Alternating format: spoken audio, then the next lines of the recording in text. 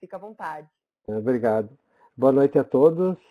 Em primeiro lugar, quero agradecer a Dentsply por essa oportunidade, pelo convite, por estar apresentando para vocês algo de novo, algo que está há pouco tempo no mercado, pelo menos no Brasil. Por isso que a gente colocou a evolução dos sistemas rotatórios, porque eu acho que esse sistema realmente é uma evolução. Então, eu queria agradecer o John, toda a equipe da Dentsply e a todos vocês aí que estão nos assistindo. Eu procurei fazer uma aula que vai ser diferente da aula de quem já assistiu a aula do professor Bueno, que foi uma aula muito científica, uma aula muito top, muito interessante. E então eu procurei fazer uma aula bem diferente. É claro que eu vou falar das qualidades, das propriedades, dos diferenciais da TrueAnatomy, mas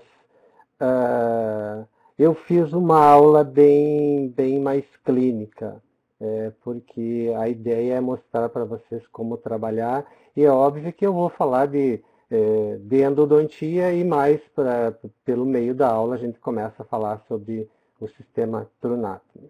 Tá? Então, como a Mariel falou, assim, no final vai ter um sorteio, então todos fiquem assistindo a aula até o final, que vai ter uma surpresa boa. Vamos lá? Então, hora de nós aprendermos novidades, né? Algumas novidades. Eu espero que pessoal quem está assistindo, se vocês tiverem uma novidade na aula hoje, já valeu a pena esse webinar, né? Eu sempre falo para meus quando eu estou dando curso para meus alunos, se você vai no módulo e você aprende uma novidade, valeu. Se você não aprende nenhuma novidade, é a hora do professor se atualizar, né? Ele está com algum problema, tá? Então, qual que vai ser a novidade, né? Que nós vamos falar hoje? Eu conseguirei trabalhar com esse sistema, eu conseguirei trabalhar com essa novidade? E uma pergunta assim que muitos me encaminham, mas esse sistema, isso é só para especialista? Né? Então a gente vai discutir nesse tempo que a gente vai ter sobre esse sistema.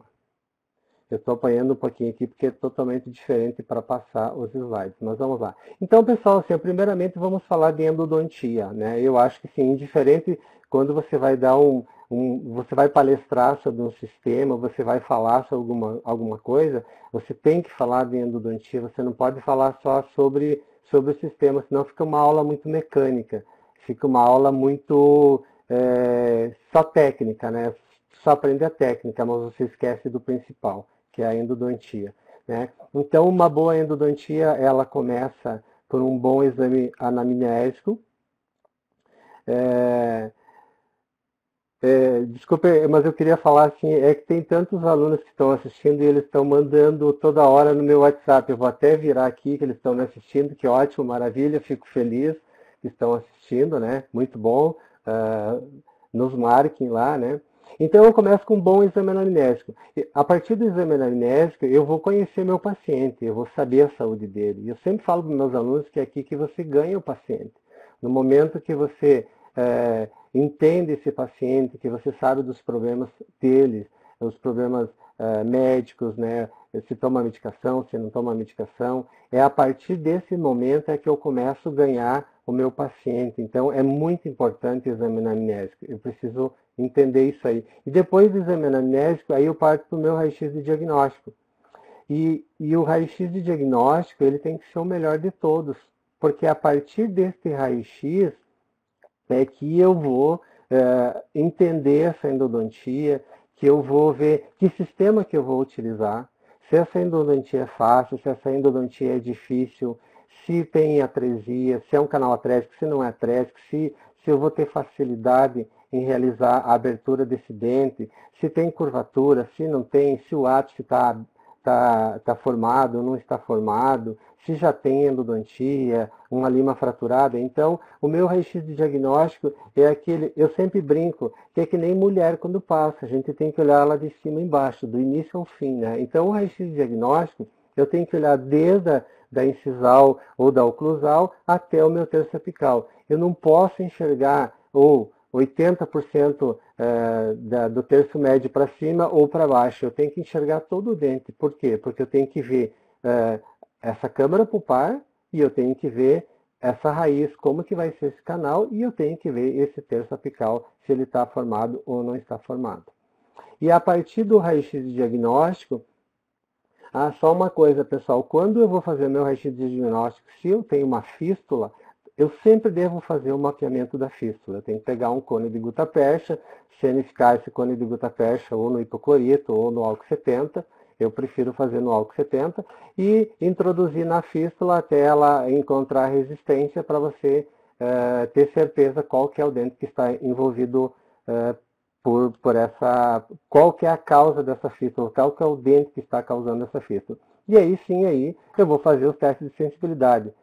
Mas, professor, mesmo com lesão eu faço o teste de sensibilidade? Sim, né, pessoal? Porque às vezes vai ter casos que vocês vão pegar que depois, se não me engano, tem um raio-x aí que mostra. Você tem 2 dentes ou 3 dentes que não tem restauração, né? E tem uma lesão. Às vezes o paciente sofreu um trauma e aí você não sabe qual dente que é o que está envolvido. E como que eu faço esse teste de sensibilidade?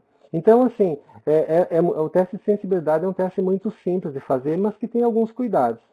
Primeiro cuidado é fazer um isolamento relativo de ambos os lados, secar bem os dentes, né? E sempre, por exemplo, se eu suspeito do dente 12, então eu sempre falo para o paciente, eu vou colocar um gelinho no dente 11 e no dente 13 para você sentir essa sensibilidade, para você ver o que é uma sensibilidade ao frio. Sentiu sensibilidade, levanta o dedo, passou, ok. Então eu sempre faço no 13, faço no 11 e agora sim, agora eu vou fazer no dente 12 para ver. Aí se o paciente sentir uma sensibilidade e passar, talvez é uma pulpite reversível normal, algum contato prematuro, alguma restauração que esteja infiltrada. Se o paciente sente muita dor e essa dor persiste, aí esse dente já está com uma polpa em fase de transição. E se não sente nada, aí esse dente está necrosado.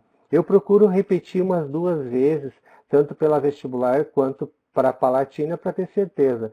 Cuidado, pessoal, é de não tocar o microbrush ou a bolinha de algodão, você encostar na gengiva, porque às vezes pode encostar e aí o paciente vai ter uma falsa sensação que esse dente está vital. Depois que eu fiz o teste de sensibilidade, que eu entendi que eu sei qual que é o dente que vai ser realizado a endodontia, aí eu vou iniciar a abertura coronária. E é a partir daí, a partir da abertura coronária, que eu vou fazer uma endodontia bem feita ou uma endodontia mal feita. Eu sempre falo assim, um dente que você abre bem, você pode terminar bem. Um dente que você abre mal, você com certeza vai terminar mal. E a abertura coronária, para mim, hoje, é a parte mais fácil que tem da endodontia. Por quê? Porque eu sei que os canais estão embaixo das cúspides. Então, se eu sei que os canais estão embaixo das cúspides, não tem por que eu procurar depois, além das cúspides. Então, eu vou procurar naquele espaço. E aí, hoje, a gente trabalha com aberturas menores, né? A gente preserva mais esse dente. Depois a gente vai falar sobre isso. Então, é muito importante a abertura. A partir de uma boa abertura, que você vai realizar uma boa endodontia. E aí, eu vou fazer o meu preparo químico-mecânico, né? Rotatório, manual ou reciprocante, que começa a dificultar um pouquinho mais, né, no meu PQM. A gente já vai falar sobre isso. E aí eu faço a obturação do canal. E muito importante, pessoal, hoje, que além da obturação, o selamento final ele é muito importante. Não adianta eu fazer os 6 passos iniciais, todos eles muito bem feitinhos, e eu colocar uma bolinha de algodão e um simpate e encaminhar o paciente, olha, quando tu puder, tu vai fazer essa restauração. Não. A partir do momento que a gente obtura esse dente, nós, endodontistas ou clínico geral, a gente tem a obrigação de fazer o selamento final. Se eu não for fazer a restauração, pelo menos parte da minha endodontia eu tenho que lacrar, tenho que fazer esse selamento, essa blindagem dos canais, né? Então, eu preciso conhecer a anatomia dental. Para eu realizar todos esses 6 passos iniciais, eu tenho que conhecer a anatomia dental. É fundamental a anatomia. E eu tenho que saber anestesiar, né, pessoal? Endodontia sem uma boa anestesia é uma endodontia traumática. Então, é muito importante eu saber anestesiar, eu saber o ponto aonde eu tenho que colocar o meu anestésico, a quantidade e que tipo de anestésico eu tenho que colocar nesse dente. Se eu dei 2, 3 tubos, sei lá, com mepivacaína e mesmo assim o paciente está todo anestesiado e dói, troca o anestésico, né? A coisa mais simples que existe, eu dou 2, 3 tubos lá de mepivacaína ou articaína, o paciente está todo anestesiado, mas ainda dói. Troca o anestésico, uma coisa muito simples de fazer, tá? Então, o paciente chega com dor, às vezes ele sabe localizar onde está essa dor, ele fala é na região superior do lado direito, ou esse dente, ele consegue definir qual que é o dente, né?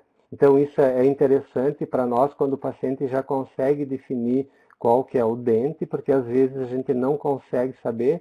Por isso, dos testes de sensibilidade, teste de percussão, teste de palpação, para você ver qual que é a região. Mas muitas vezes, mesmo com isso, você não consegue saber qual que é o dente. Às vezes dói o 16, dói o 17, o 16, o 15 e o 14. E aí tu fica na dúvida, né? Então, é um passo fundamental que você tem que saber diagnosticar, saber no momento certo qual que é o dente. E se por uma eventualidade você ficar na dúvida, é melhor você não fazer, é melhor você dar um anti-inflamatório para o paciente e você pedir para o paciente retornar outro dia, né?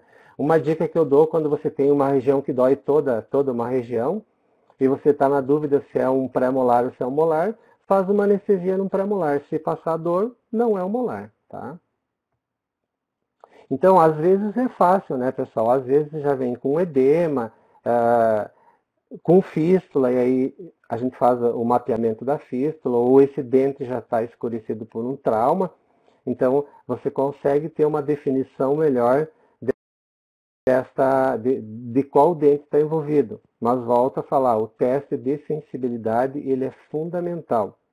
E por que eu falo teste de sensibilidade e não teste de vitalidade? Porque eu não quero...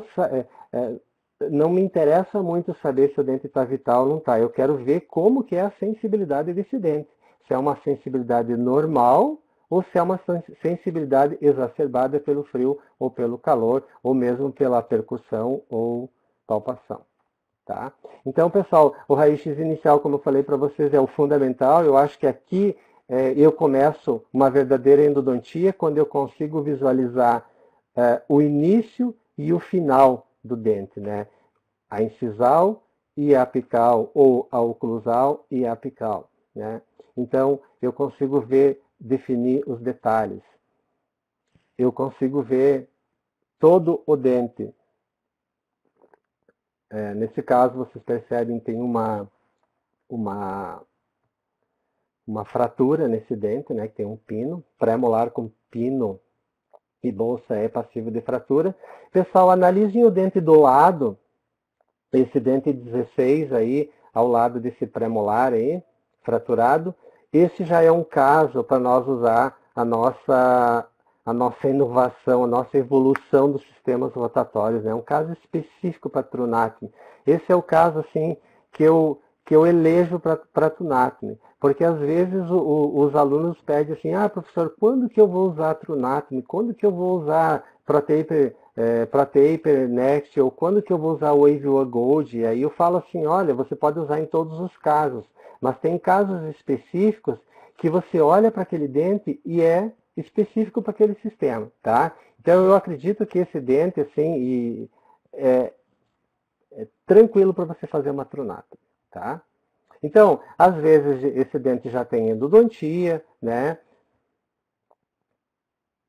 Lesão, né? A causa talvez a causa do insucesso desse molar aqui nem é por ter passado esse cone, e sim pela infiltração que tem, né, na restauração, na distal. Então, aquilo que eu falei antes, a parte da blindagem da câmara pulpar, ela é fundamental, né? Então, não está uma endodontia ruim, apesar de ter passado o cone de gutta-percha, que muitas vezes não é a causa do insucesso, né? E quem faz endodontia sabe que 90% dos retratamentos que a gente faz é porque ficou curto, ou muitas vezes porque ficou um quarto canal ou um outro canal sem tratar. Então eu preciso no meu raio-x inicial analisar, ver. Então aqui tem um instrumento fraturado. E se eu vou pelo raio-x que o profissional me encaminha, será que eu iria pensar desta lima? Será que fui eu que deixei ela aí? Né? Será que essa lima separou? Thank you, John. Aqui, pessoal, tá? E a importância do raio-x inicial, né, pessoal? Aqui o dentista começou e parou a tempo, ainda bem que ele parou, né? Mas olha que vamos analisar esse incisivo central. Então é importante o meu raio-x inicial, é a partir dele que eu vou ver se eu vou conseguir realizar essa endodontia ou se eu não vou conseguir realizar. Então é muito importante você fazer isso e você tem que visualizar todo. Eu sempre brinco assim, hoje barbadinha, eu vou ter um incisivo central e um incisivo lateral para fazer. Meus 2 pacientes das 6 horas. 30 minutos está pronto. Olha aqui, né? Então, a importância do meu raio-x inicial. A importância do raio-x inicial. Eu até hoje eu não consigo saber o que é aqui, tá, pessoal? Mas a aluna que me mandou o raio-x foi para ver esse dente aqui. Esse aqui não foi feito, tá? São aberrações anatômicas que eu não que até hoje eu não consegui entender o que foi. Tá? Então, pessoal, a evolução da nossa endodontia, né? Então, aqui, quando começou a nossa endodontia, graças a Deus eu sou antigo, eu tenho 27 anos de formado, 25 só de endodontia, mas eu não cheguei a pegar esses instrumentos, né, que eram de aço, extremamente rígidos, onde nós tínhamos alargadores, né? Então a gente alargava muito o terço cervical, o terço médio, e alargava também o terço apical, com instrumentos extremamente rígidos, difícil de se trabalhar, né? E a endodontia se mantinha com esses instrumentos, né? E ela estava lenta, né? Nós não tínhamos um avanço tecnológico na endodontia, a gente estava fazendo não, eu diria assim, a gente estava destruindo dentes, a gente estava fazendo uma endodontia extremamente precária, se tinha muitas extrações, né?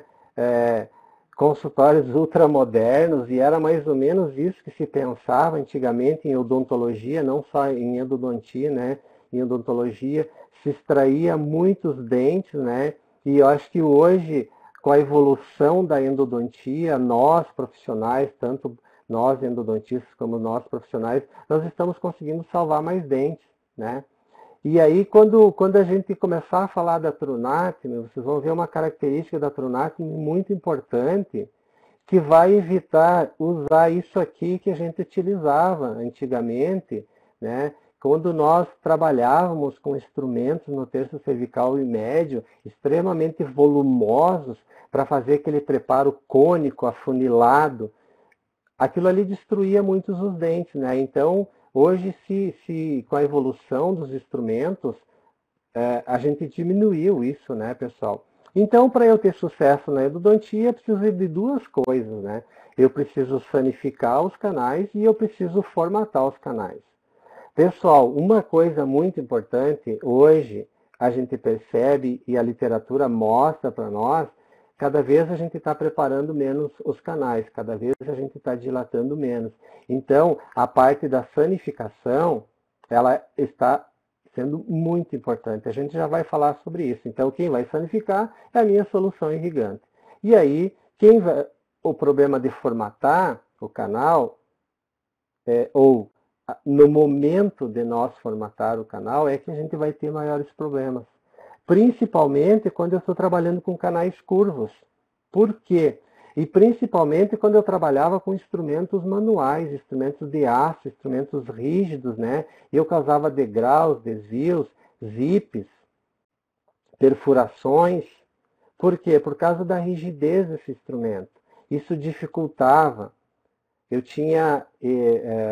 eu sempre falo para os meus alunos assim que eu não tenho vergonha de falar que eu fiz muito degrau, fiz muito desvio, eu perfurei muito por causa da rigidez dos instrumentos e porque também o nosso conceito de irrigação era muito pobre, as nossas limas eram muito rígidas, o conceito de instrumentação não era tão moderno quanto hoje. Então a gente tinha muita dificuldade de fazer, principalmente dentes com canais curvos. E tem aquela brincadeira que todo mundo aí que está aí assistindo, né? Inclusive o professor Carlos Berg, que a gente começava uma endodontia num canal curvo onde a minha odontometria era 22 e a gente terminava em 19,5 e quando terminava em 20. Por quê? Porque eu empurrava um monte de sujeira, um monte de material, de debris, porque eu desviava esse canal e aí muitas vezes eu até conseguia, forçando o meu instrumento de aço, que era mais rígido, eu até conseguia descer no comprimento de trabalho. Mas o meu cone de gutta-percha não descia. E aí o que acontecia? Eu obturava. E aí por isso que eu tinha muito insucesso, né, pessoal? E aí, em 88, começou os instrumentos de níquel titânio. Eu não vou ficar contando história dos instrumentos aqui, como que foi descoberto, como que trabalharam, que não é o propósito da aula, né? E aí, o que foi percebido? Que esses instrumentos poderiam ser acionados por motor, por causa da resistência à torção e a resistência à corrosão desses instrumentos de níquel titânio. É claro, pessoal, que no início teve erros, né? Tiveram problemas por causa do instrumento, por causa da técnica, você não sabia a técnica, você não sabia o movimento. Quando eu comecei a trabalhar com instrumentos de níquel titânio, a gente fazia movimentos de bicada, e eu sempre brinco hoje que quem bica é galinha, né? Porque toda vez que você dá a bicada, você tem grande chance de você deixar um pedacinho do instrumento lá no canal. Então, John, please. Então, pessoal,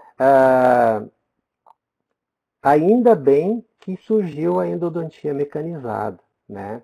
Então, a gente conseguiu trabalhar melhor, começamos a fazer uma endodontia mais rápida, mais eficiente, num tempo mais curto, com qualidades superiores do que nós estávamos fazendo antes, né?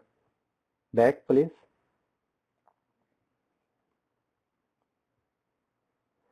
E aí, nós começamos na abertura.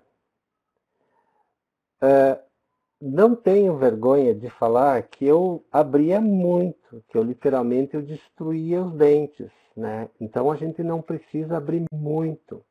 Por que esse dente foi aberto muito? A gente não percebe cárie nesse dente, talvez por uma falta de uma radiografia inicial do dentista, do cirurgião dentista, perceber que esse dente só tinha um canal e aí a gente causou isso aqui, tá? Então, nós temos que ter esse cuidado na abertura, não abrir demais e nem abrir de menos, né, pessoal? Eu preciso visualizar.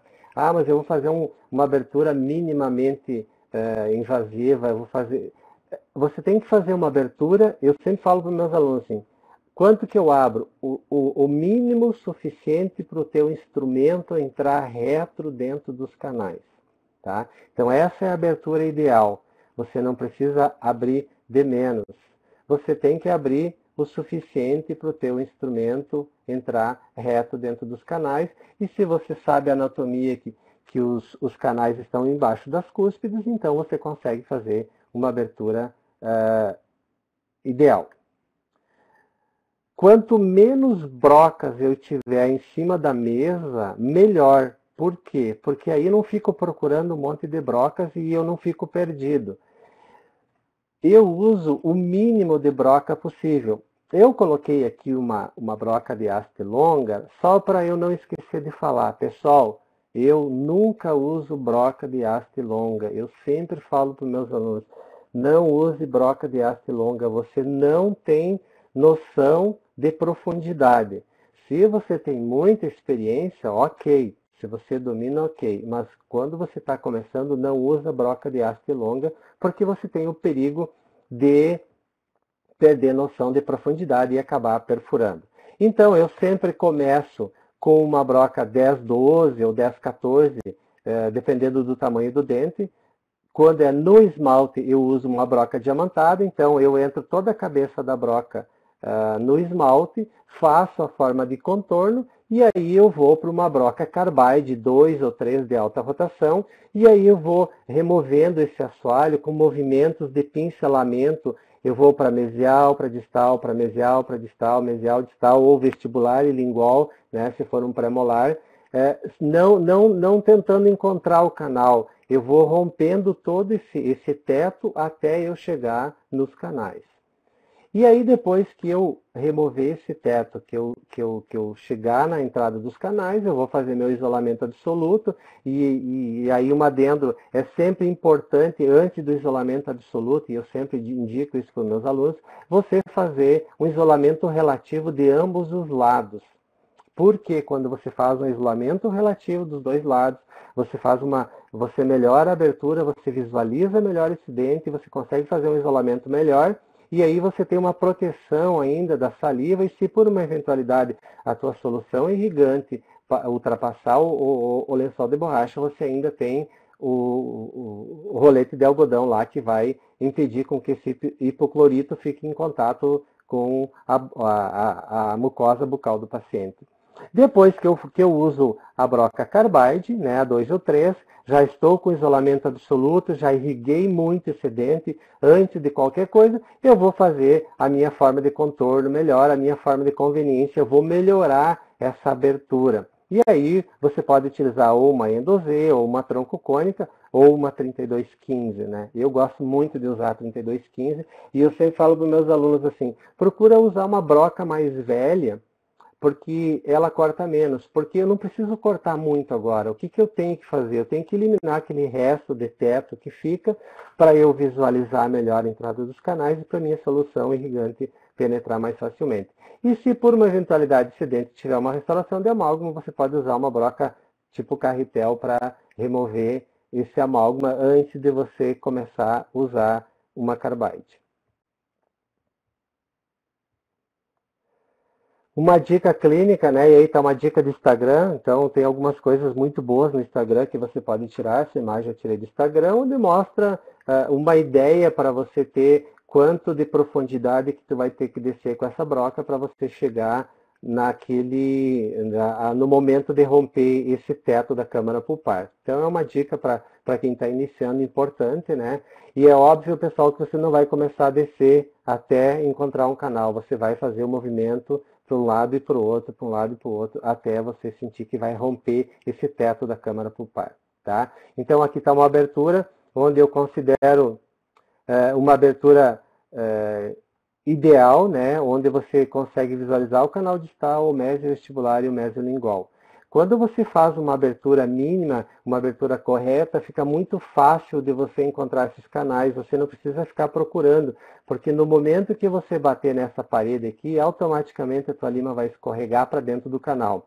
E aí fica fácil de você visualizar. Você vai pela anatomia também, você vai pela cúspide do dente, você consegue, com essa anatomia, você consegue chegar no canal sem precisar ficar com o espelho procurando o canal. Às vezes você tem um espelho muito amplo, aí o que acontece? Você não consegue entrar com a lima porque bate no espelho, ou vice-versa. Então, o que tu tem que fazer se você tem essa dificuldade? Ainda comprar um espelho número 0, né? Uma dica clínica fantástica, né? Eu tenho certeza que a partir do momento que vocês comprarem o espelho número 0, vocês vão aposentar o espelho número 5 no momento que vocês estão fazendo endodontia. E quando eu tenho no raio-x eu percebo que esse dente está calcificado, como vocês viram lá nos raios-x iniciais, eu tenho por hábito fazer um traçado bem no meio do dente, porque o canal está no meio do dente, da cervical até a incisal, de ambos os lados, tanto na vestibular quanto na palatina. Para quê? Para quando eu começar a descer,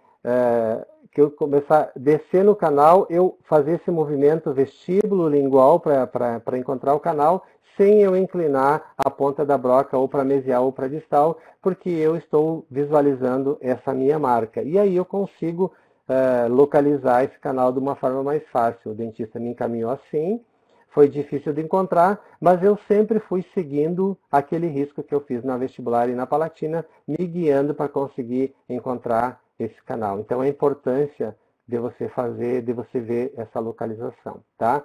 Então, pessoal, assim, a gente melhorou muito o conhecimento de anatomia, tá?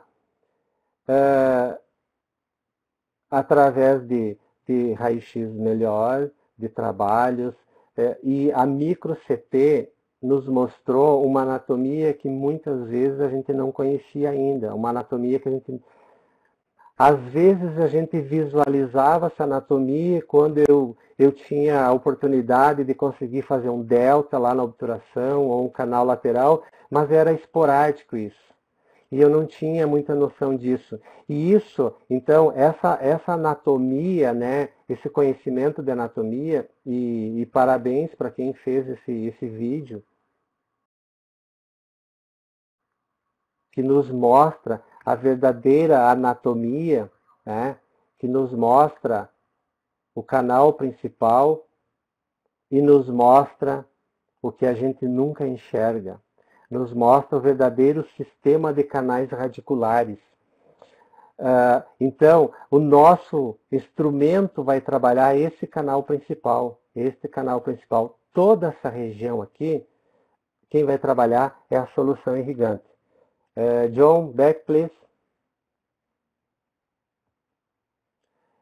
E aí a gente percebeu a importância da solução irrigante, mas a gente não tinha ideia até o momento de quanto é importante essa solução irrigante, de quanto é importante eu saber utilizar ela da forma correta e de quão importante é eu ter muito volume de solução irrigante, eu irrigar muito, mas muito mesmo. Quando eu achar que está bom, eu tenho que irrigar muito mais ainda, porque ainda está muito sujo esse canal. E quando vocês terem a oportunidade de trabalharem com microscópio, vocês vão começar a perceber isso, que a gente acha que está limpo e a gente começa a perceber que está muito sujo, que tem muita sujidade, que tem muitos debris que foram produzidos durante a instrumentação e que estão ali, e que se eu não trabalhar muito essa solução irrigante, essa sujeira, essa sujidade, essa contaminação, ela vai ficar retida dentro dos tubos dentinários. Então, eu preciso irrigar muito volume. Eu vou fazer uma pergunta e vocês coloquem no chat aí, quantos ml vocês gastam para fazer um molar? Não tenham vergonha, pessoal, eu falo que quando eu comecei a minha especialização, eu usava assim exageradamente. Quando eu usava muito, eu usava 13 ml de hipoclorito, tá? Back, please.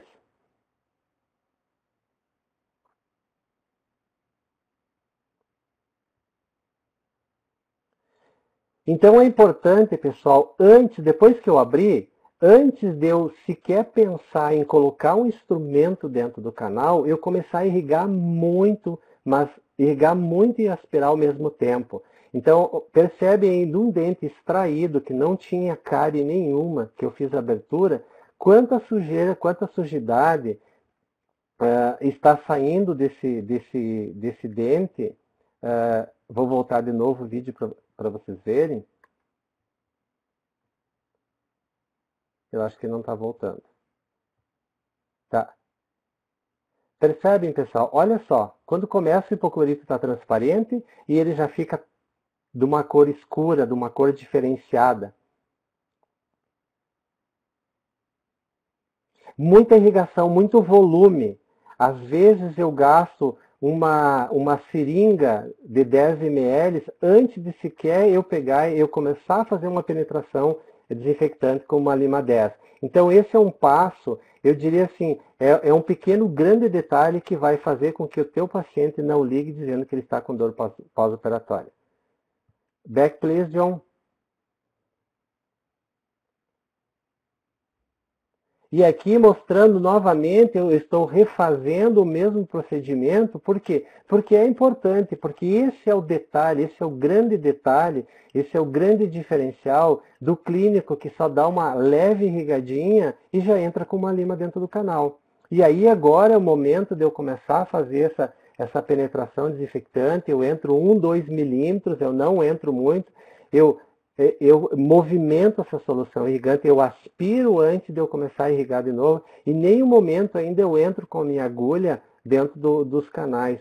Eu preciso levar esse hipoclorito mais para o terço médio, mais para apical. Por quê? Porque ele não tem a capacidade de eu irrigar em cima e ele já chegar lá no terço apical.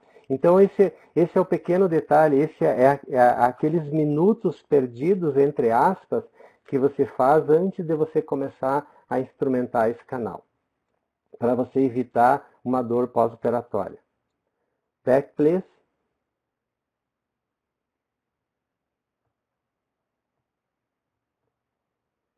E aí, pessoal, qual que é o momento da odontometria, né? Porque assim, nós aprendemos a fazer odontometria no momento que a gente abrisse o dente, que a gente chegava na câmara pulpar, a primeira coisa que a gente fazia era pegar uma lima 10 e já ir lá para o ápice, tá? E aí o que acontecia? Além de eu empurrar um monte de sujeira lá para o terço apical, o que acontece hoje? O que a literatura nos mostra? Que quando a gente trabalha em canais com curvaturas, a odontometria inicial para a odontometria final, ela pode reduzir de 0,5 a 0,7 milímetros. Então, muitas vezes, eu fazia uma subinstrumentação. Eu estava instrumentando além do ápice. Então, o momento da odontometria é aquele momento que depois que eu preparei o terço cervical e médio, aí que eu vou fazer a minha odontometria, tá? E aí, a pergunta, é importante um localizador foraminal, né? E eu estava lendo um trabalho outro dia que nos fala que vai mudar o nome. Começou com o localizador apical e a gente sabe que ele não localiza o ápice, aí localizador foraminal e tá para ser localizador periodontal, porque ele localiza o periodonto, né? Então, eu vou fazer uma pergunta, vocês podem escrever no chat aí, pessoal.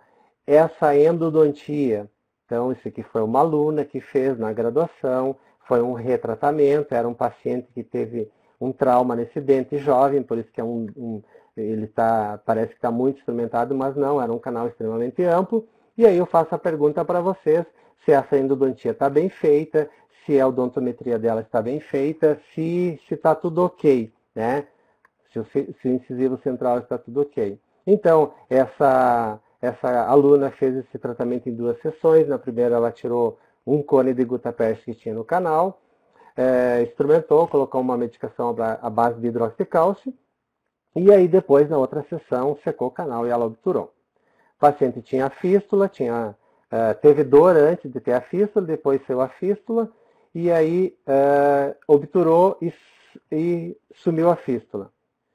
Então, a princípio, tudo ok. 6 meses depois, o paciente voltou com fístula. Aí o que a gente optou por fazer cirurgia parendodôntica. E aí, quando a gente abriu, né, o que a gente percebeu? Que o cone de gutta-percha estava totalmente fora do canal. Por quê, pessoal? Porque o raio-x ele não me dá uma visão tridimensional, ele me dá uma visão de frente. Eu não consigo visualizar a reabsorção do lado vestibular ou do lado palatino. Eu consigo ver uma das faces, tá? Então, a importância de você ter um localizador foraminal para você fazer uma odontometria eletrônica, para você ter certeza que você está dentro do canal, que você está instrumentando dentro do canal. Eu vou responder uma pergunta aqui que tem antes de eu chegar na... Qual que é a diferença do acesso ninja e do acesso conservador, né? Eu não sei o que é acesso ninja porque eu nunca fiz, né? Acesso ninja é aquele acesso que o cara se acha ninja mesmo, né? Aquele cara que é o the best. Ele faz eu falo bem com propriedade, ele faz um furinho no dente, né? Aí ele tem microscópio, ele tem ultrassom, pontas extremamente finas, ele tem habilidade e aí ele acha que pode fazer um acesso ninja, né? Pessoal, eu tenho 26 anos de endodontia. Eu já brinquei de fazer acesso ninja em dentes extraídos, tá? Eu confesso que todos ficaram mais ou menos. Nenhum ficou bom. Sem falar que vai ficar teto. E se fica teto, além de deixar bactérias, resto de polpa, material que pode escurecer o dente, por mais que hoje você tenha inúmeros materiais que você possa limpar essa câmara pulpar, você pode deixar um canal também. Ah, mas eu tenho tomografia. Bom, aí tudo bem, né? E o acesso conservador é aquele acesso que eu mostrei para vocês, é aquele acesso onde eu abro o mínimo suficiente para o meu instrumento entrar reto dentro do canal, tá? É abrir no final da cúspide, aonde termina a cúspide. Isso é um acesso, uma abertura minimamente invasível, tá? Então é muito importante, pessoal, eu ter um localizador foraminal, eu fazer uma odontometria eletrônica. E o Propex Pix é um excelente localizador, né? Fácil manuseio, simples e muito preciso e de um preço acessível.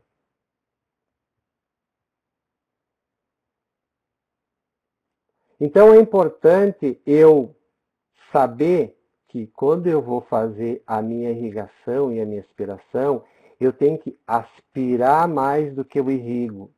Eu tenho que irrigar 1 litro e aspirar 10.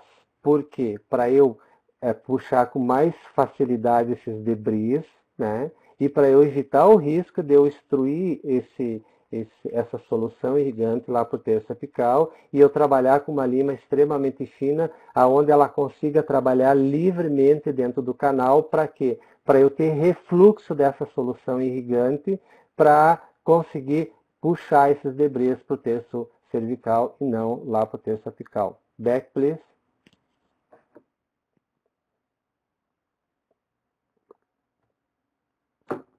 E por que eu devo investir numa endodontia mecanizada? Essa é a pergunta que eu sempre falo. Muitos profissionais me perguntam, mas vale a pena eu investir? Vale a pena eu comprar um motor? Não é mais caro o sistema? Pessoal, o que custa mais caro no nosso consultório é o nosso conhecimento e o nosso tempo, tá? Então, assim, eu vou conseguir diminuir meu tempo de trabalho, eu vou conseguir fazer uma endodontia melhor, eu vou trabalhar menos, eu vou ter menos dor pós-operatória, eu vou ter menos dor física em mim, tá? Então, os instrumentos rotatórios, eles trabalham em todas as paredes, ele está tendo um movimento rotacional constante, ele está tocando nas paredes, então o preparo fica mais rápido.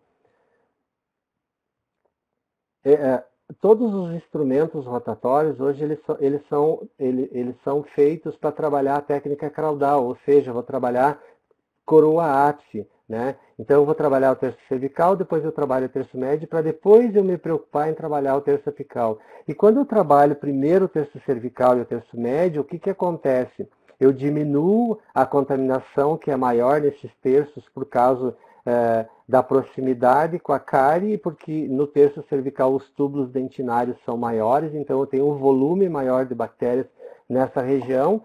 Então eu consigo diminuir essa contaminação e no momento que eu preparo mais o terço cervical e médio, eu consigo levar a minha solução irrigante com mais facilidade lá para o terço apical, sem eu ter o perigo de eu causar um êmbolo, de eu empurrar sujidade lá para o terço apical. Os instrumentos rotatórios hoje eles têm uma alta flexibilidade, diferente dos instrumentos rotatórios de algum tempo atrás, né?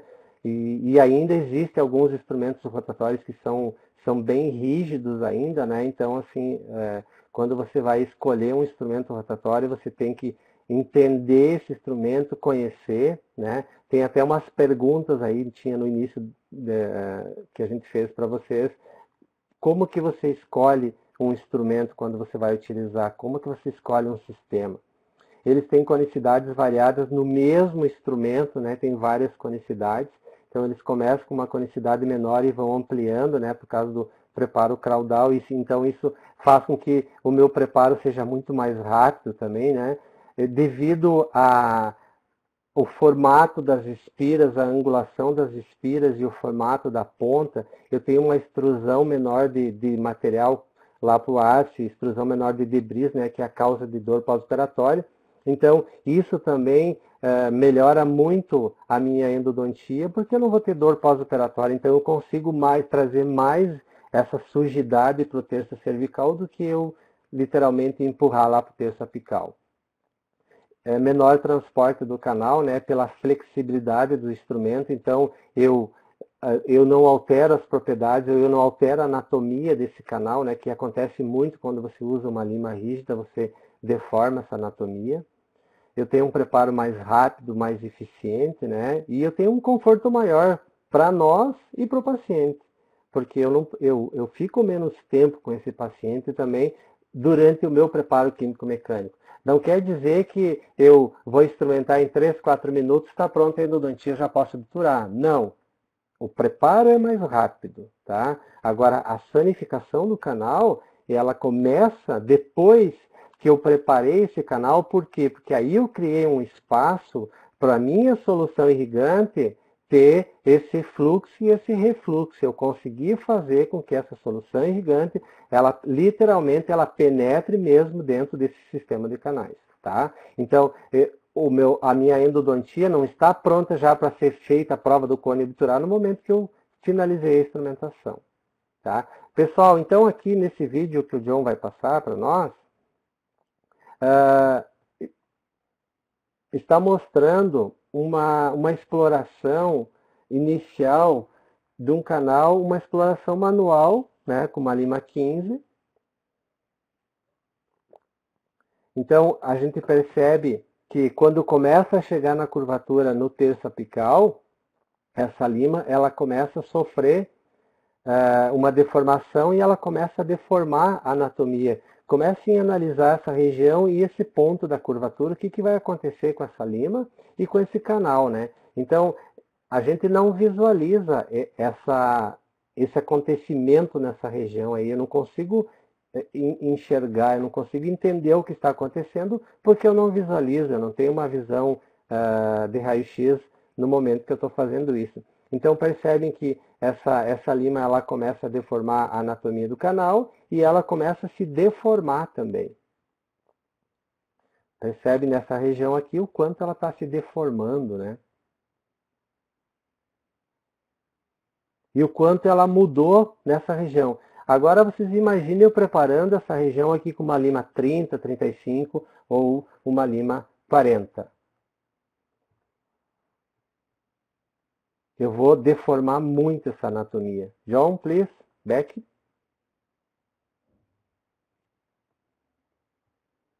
E aqui mostrando, pessoal, uma exploração com uma lima de glide, uma lima rotatória, uma lima de níquel titânio, extremamente flexível, aonde eu consigo fazer esse glide path, né, de uma forma mais simples, mais rápida e com menos extrusão de debris lá para o terço apical e sem eu deformar a anatomia desse canal. Então as limas de glide, que para mim é uma evolução da endodontia, uma evolução dos instrumentos rotatórios, quando surgiram essas limas de glide, né, depois da lima 10 eu já começo a utilizar elas, eu faço muito mais rápido essa exploração desse canal, eu consigo já pré-dilatar esse canal, eu consigo preparar esse canal para receber as limas de formatação desse canal.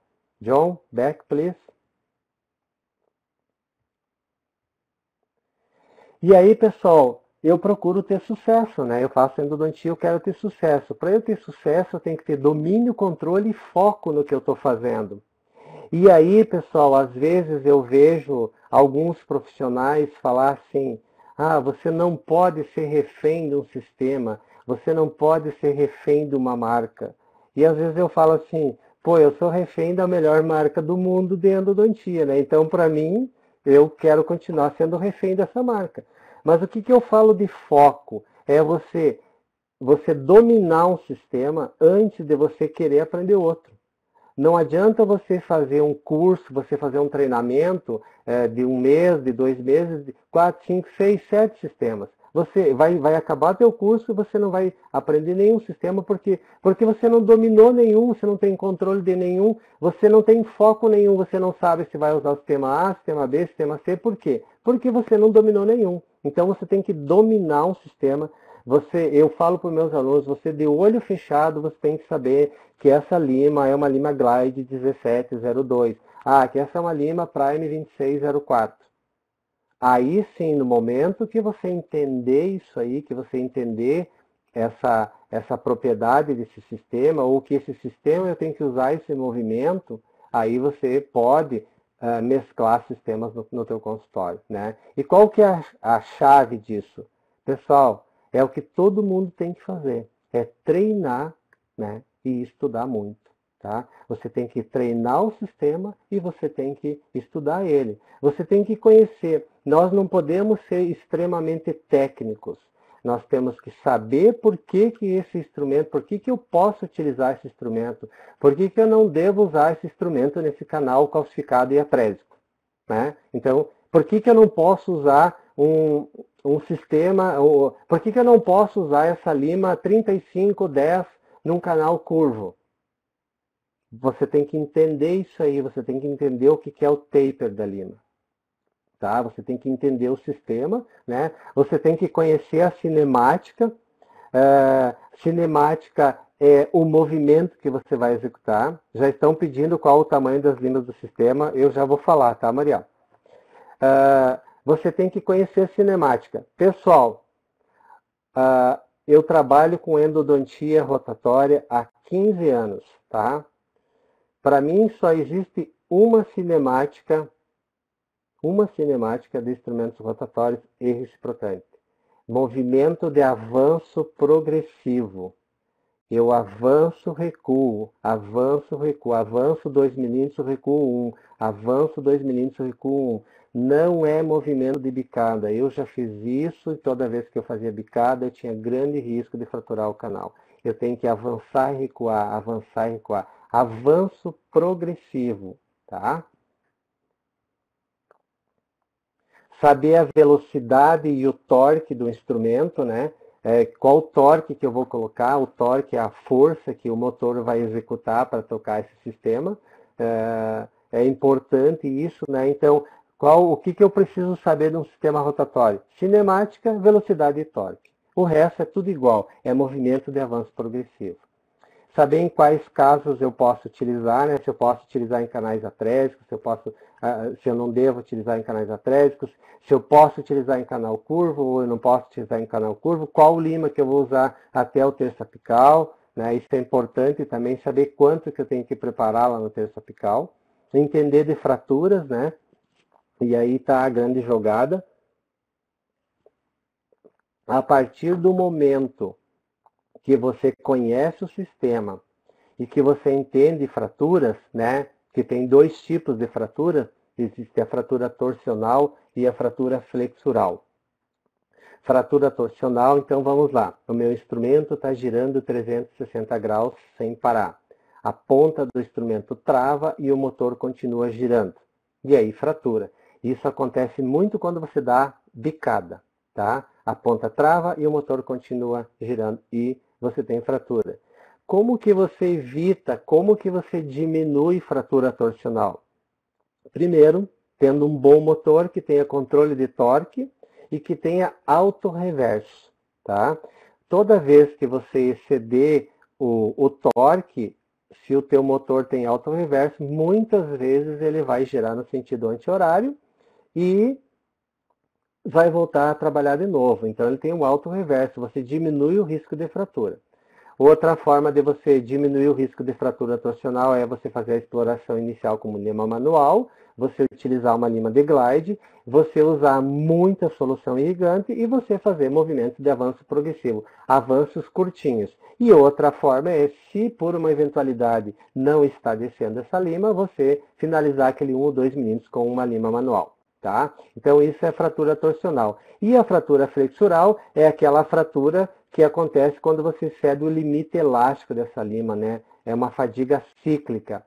Quando que acontece isso? fadiga cíclica. Quando você insiste na curvatura, então imagine, o teu instrumento está girando 360 graus, é como se você pegasse um fio de arame e ficasse fazendo esse movimento, dobrando ele, até ele vai esquentando e ele fratura. Então, é a mesma coisa quando você insiste na curvatura, né? Você entra, vai lá na curvatura e você fica parado naquele lugar instrumentando. Então, você vai exceder o limite elástico dessa lima e você vai fraturar. E outra forma que causa a fratura flexural é você entrar com a lima torta dentro do canal, né? E ficar fazendo movimentos para os lados quando você está lá no terço apical. E é óbvio que fratura flexural também, ou por fadiga cíclica, é por excesso de uso. Então você tem que dosar, né? Você tem que dosar força e movimento. Então eu coloco uma força menor e eu faço um movimento de avanço progressivo e avanços curtinhos, tá, pessoal? Então essa é uma das formas de você diminuir esse risco de você fraturar esse instrumento, tá? E uma coisa que eu falo muito é você tem que ser organizado. Você tem que começar da esquerda para a direita ou da direita para a esquerda, como você queira. Você tem que abrir, instrumentar, obturar e restaurar. Na sequência, você não tem que ficar procurando onde está o material, você tem que organizar. No momento que você fez a anestesia no paciente, que você se programou, eu vou começar saindo odontia, eu vou abrir, eu vou instrumentar, vou obturar, eu vou fazer o selamento. Coloca tudo na sequência, o instrumental. Sempre. Procura fazer isso sempre. Isso vira rotina. No momento que isso virar rotina, você começa a agilizar a tua endodontia. Aí você já está organizado, por isso você já está fazendo mais rápido. Aí você está usando um sistema que trabalha mais rápido para você. Aí você está usando uma obturação do cone único que é mais rápido. Então você consegue trabalhar, você consegue maximizar o teu tempo quando você está sentado trabalhando. Organização, tá? E o que a Dentsply fez? Qual a melhoria dos seus instrumentos, né? Então, ela fez esforços para aumentar a resistência à fadiga cíclica, tornar esse instrumento mais resistente a essa fadiga, que é a maioria das causas das nossas fraturas, né? Então, melhorou muito um processo termomecânico, onde feito depois que a lima está pronta, ela tem um tratamento térmico que vai aumentar muito a resistência à torção, a resistência à corrosão, vai aumentar a flexibilidade desse instrumento. E aí, pessoal, uma coisa que eu posso falar com propriedade para vocês sobre a Dentsply, Mailifer, dos instrumentos, porque quando eu comecei a trabalhar com sistemas mais antigos, depois veio o ProTaper, depois veio o ProTaper Universal, depois veio o ProTaper Next, e cada instrumento, cada lançamento, o que eu como endodontista, como clínico que faz endodontia sentia, cada vez a gente estava percebendo que eu tinha um instrumento que tinha um excelente corte, mas que cada vez mais ele se tornava mais resistente à torção e corrosão e ele estava mais flexível. E hoje a gente tem instrumentos extremamente flexíveis, né? Então, tem uma seleção meticulosa, né, da matéria-prima. Isso é uma coisa que a Mailifer preza muito, né? E uma coisa que eu acho que valoriza muito, e por isso que eu gosto muito de falar dos instrumentos, e por isso que eu tenho orgulho em ser educador clínico da Dentsply Mailifer, é por isso aqui, pessoal, né? Só um pouquinho. Esse aqui, ó, tá? Eu já falo do controle de qualidade. Pela educação clínica continuada. Eu acho assim, uma empresa, quando ela investe muito, quando ela não tem medo de dar o material dela para um aluno experimentar, para mostrar, olha, experimenta o meu material para você ver o quão bom ele é. Então, e outra coisa, nós professores, nós temos muito treinamento para quê? Para nós, antes de ser lançado esse material, a gente treina muito para quê? Para no momento que eu estou aqui agora mostrando para vocês, eu com propriedade poder falar das coisas boas desse instrumento, né? Sem falar que o controle de qualidade é fantástico. Então, assim, no momento que você conhece a fábrica, que você vê o controle de qualidade que os instrumentos da Dentsply têm, você não quer usar outro sistema. Não estou aqui para falar mal dos outros sistemas, todos os sistemas são usáveis, né? Cada um usa o sistema que domina, tá?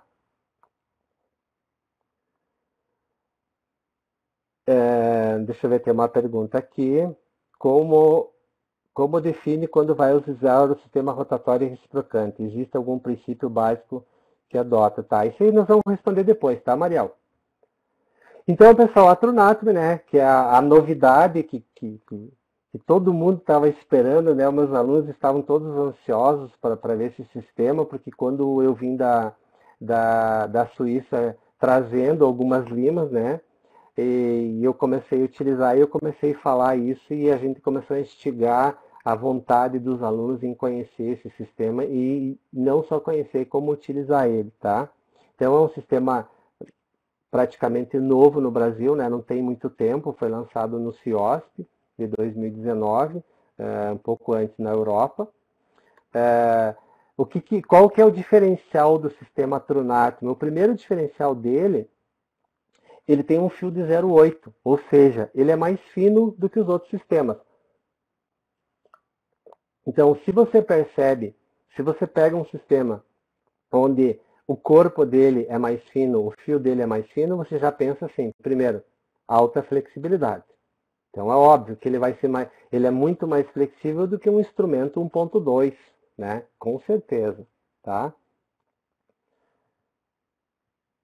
Ele tem um tratamento térmico especial. O que esse tratamento térmico especial faz nele? Aumenta a flexibilidade, aumenta a resistência à torção e à corrosão.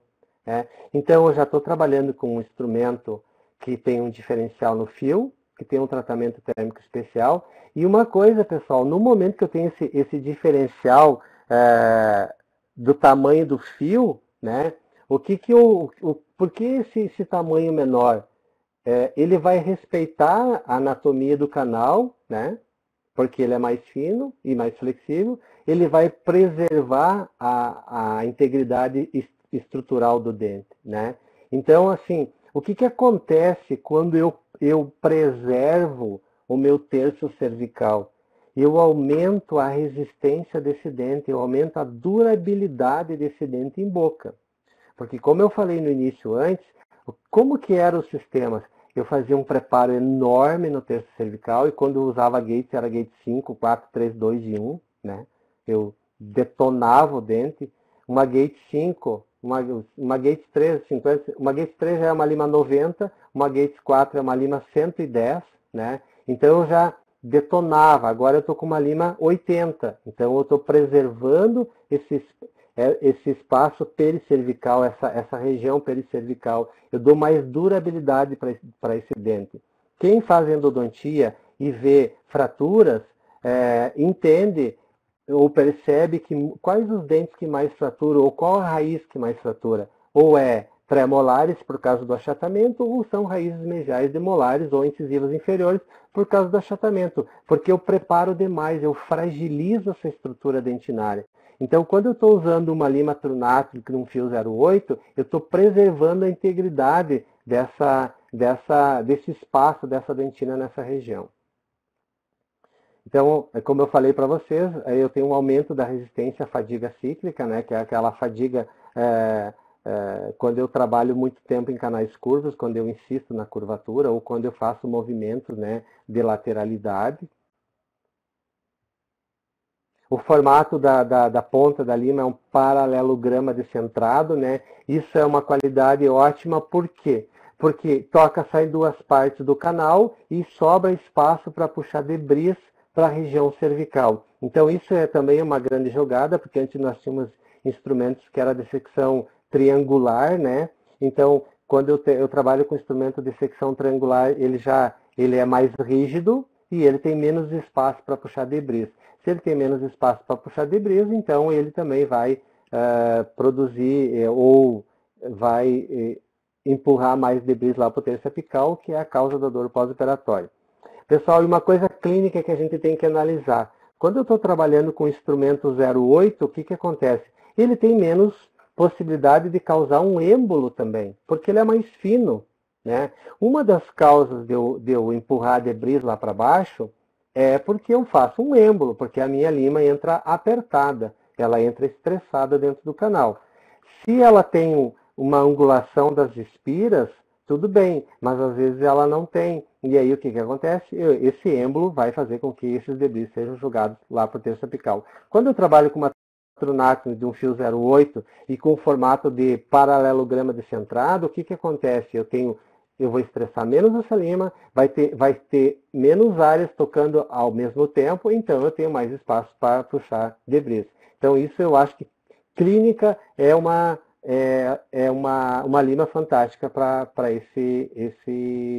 evitar esse processo aí. E mesmo eu perder comprimento de trabalho, né? Porque quando eu começo a empurrar muitos debris lá para baixo, eu começo a socar essa dentina lá, principalmente na curvatura, e aí se eu faço uma irrigação pobre, e se eu não retomo com uma lima 10, eu acabo causando um empacotamento de dentina lá e eu começo a perder comprimento de trabalho, o que muitas vezes faz com que eu acabe forçando a ponta da lima para ela descer e aí eu causo uma fratura torsional.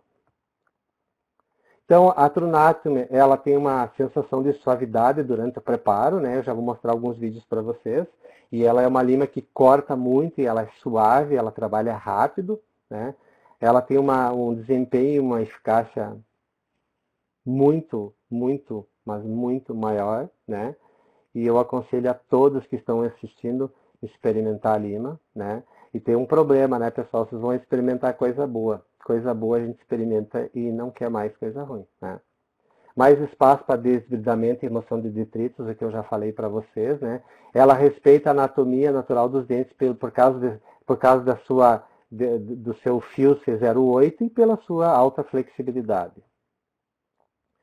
Como eu falei para vocês, ela preserva a estrutura dentária, porque o que a literatura mostra hoje, que a gente tem que trabalhar muito mais a solução irrigante do que eu ficar desgastando essa estrutura dentinária. Quando eu preparo demais, eu fragilizo esse dente. Para eu remover 100% da contaminação, eu teria que remover toda a dentina. Então não adianta, tá? Então o preparo, assim como nós estamos fazendo uma abertura mais conservadora, nós estamos fazendo um preparo químico-mecânico mais conservador. Para nós fazer um preparo químico mais conservador, nós temos que ter tudo, né? O cone de papel e o cone de gutta-percha também menor, né? Então, a Trunáculo, ela tem uma lima para trabalhar a terça cervical, uma lima de glide e uma lima para fazer a formatação do canal, tá? Então eu tenho o orifício modifier, eu tenho uma lima de glide e eu tenho uma lima de shape, né? Uma lima para eu fazer a instrumentação do canal. Eu tenho um cone de gutta-percha compatível com o tamanho da lima, eu tenho um cone de gutta-percha compatível com o tamanho da lima, e eu tenho uma agulha mais fina e que eu tenho irrigação lateral para diminuir o risco de você jogar solução irrigante lá para o terço apical, tá? Então, pessoal, eu fiz questão de colocar aqui para vocês o tamanho das limas, porque eu sempre vejo que os alunos tiram foto, né? E com certeza vocês vão printar a tela para mostrar o taper dessas limas, né? Então, eu tenho a Orifício Modifier, que ela é uma 2008, ela tem 16 milímetros, que é uma lima para você trabalhar o terço cervical. Aí eu tenho uma lima de glide, né, que é uma 1702, que é para você fazer o glide path, que é para você, depois que você trabalha com a Orifício Modifier, você vai trabalhar com ela até o comprimento de trabalho, para você preparar esse canal para receber as limas para você fazer a formatação. Eu tenho a Small, que é uma 2004, eu tenho uma Primer, que é 2604, e eu tenho uma Medium, que é 3603. Pessoal, esse 4, esse 3 é o taper da lima, né, que vai aumentando progressivamente conforme vai chegando no terço cervical, tá? Ela tem um novo tratamento térmico, né, e ela tem uma coisa importante que eu como clínico, gostei muito, é a alça encurtada, de 9,5 milímetros ao invés de 11. Então, esse espaço ficou menor. E aí, o que acontece? Mesmo eu trabalhando com uma lima de 25 naquele paciente que tem pouca abertura bucal, porque às vezes assim, o que acontece? Às vezes eu não consigo trabalhar com uma lima de 21, porque o canal tem 22 e eu tenho 23. Então, eu preciso de uma lima de 25. Aí o que que acontece? Eu não consigo entrar porque eu tenho pouco espaço. É claro que ela permite com que você pré-curve ela, né? Então você diminui o tamanho dela no momento que você pré-curvar, mas se eu tenho uma haste menor, então sobra mais espaço para eu conseguir entrar dentro do canal. Então isso é uma coisa interessante que facilita ainda mais eu fazer a minha instrumentação e eu entrar dentro do canal. Para quê? Para diminuir o risco de você entrar torto com ela e ela fraturar. Tá? Então a agulha de irrigação dela, ela é diferente, né? É uma lima que tem um corpo plástico que torna a agulha atraumática, né, para os tecidos duros. Então eu consigo fazer com que ela desça mais, que ela consiga fazer a curvatura para eu depositar hipoclorito mais lá para o terço apical. E uma coisa interessante que eu gostei nela é que a saída, ela tem duas saídas laterais da solução irrigante, né? A saída não é para frente, então você diminui o risco de você de você fazer uma extrusão de hipoclorito lá para o terço apical. E quando você está no terço médio, você pode colocar um pouquinho mais de força para irrigar, porque você irriga melhor as paredes do canal, como se você estivesse esguichando a parede do canal. Tá? Então aqui um videozinho mostrando para vocês como que é a instrumentação utilizando o sistema Trunatum, tá? Era para ter uma música, mas aí não tem a música. Então, primeiro a gente vai fazer a exploração sempre, tá, pessoal? Sempre a exploração inicial com uma lima manual, muita irrigação, e sempre quando eu vou fazer a exploração, esse canal já tem que ter sido fartamente irrigado com hipoclorito e ele tem que estar sempre cheio de hipoclorito. Se eu tenho todas as paredes, eu tenho que manter toda a câmara pulpar cheia de hipoclorito, tá? Então eu começo trabalhando com a Orifice Modifier, né? Que é uma 2008. Então o torque e a velocidade que eu vou utilizar no sistema Trunatum a velocidade é 500 e um torque 1,5 para todas as limas.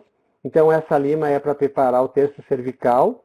Eu só faço movimentos de avanço progressivo, eu não devo usar pincelamento. Irrigo muito. Ela não é uma lima para fazer pincelamento, tá, pessoal? Diferente do sistema para TaperNet, que eu saio pincelando quando eu estou no terço cervical e médio. Faço a minha odontometria. Depois que eu uso a Orifice Modifier, eu faço minha odontometria. Vou acelerar um pouquinho o vídeo, tá, pessoal? Eu faço minha odontometria. E aí eu vou usar a minha lima de glide, tá? Travou. Vou usar a minha lima de glide num torque 1,5 e uma velocidade de 500, tá? Vou até o comprimento de trabalho, já fiz a minha odontometria. Então, eu estou utilizando uma lima 1702. Ela entra facilmente e vocês percebam o quanto que ela puxa de debris, né? É diferente da manual, que você acaba empurrando o debris lá para o terço apical. Eu consigo fazer um preparo rápido, eficiente, sem deformar a anatomia. Ela é uma lima extremamente flexível, ela tem um poder de corte fantástico. E pessoal, eu percebo uma coisa que faz com que a solução irrigante melhore muito o efeito dela, é quando você faz agitação. Quando você está utilizando uma velocidade de 500 rotações por minuto, você consegue agitar muito mais essa solução irrigante. E depois que eu utilizei a lima de glide, eu vou selecionar uma lima para você fazer a formatação final desse canal. Pode começar com a Small, sem problema nenhum, né? Ou você já pode começar com a lima Prime, né? Que é uma 2604. Aí depende de como você vai sentir essa anatomia do canal, se você precisa utilizar uma menor, ou se você já pode começar com uma Prime, que é a vermelha, que é uma 2604, tá? E aí, assim, aí vem a pergunta, tá, mas e se eu usar só a Prime, tá instrumentado o canal? Pessoal, uma dica bem clínica, você vê que quando você precisa usar uma solução desculpe, você precisa usar uma lima maior do que você trabalhou, se a ponta do instrumento vier limpa, é porque ela não trabalhou lá no terço apical. Então aí eu vou para uma mid, vou usar uma 3603. Depois disso eu vou fazer a agitação sônica ou agitação ultrassônica da solução irrigante, né? E a prova do cone com EDTA. É muito importante eu fazer a ativação ultrassônica da solução irrigante, e existe um protocolo depois que você terminou a formatação do canal, né, que eu falo que agora é o momento de você sanificar o canal, você vai trabalhar com pontas de ultrassom extremamente finas, né, e você vai fazer no mínimo um protocolo de 3 agitações de hipoclorito e no mínimo uma agitação do EDTA de em torno de 20 segundos. Back, please.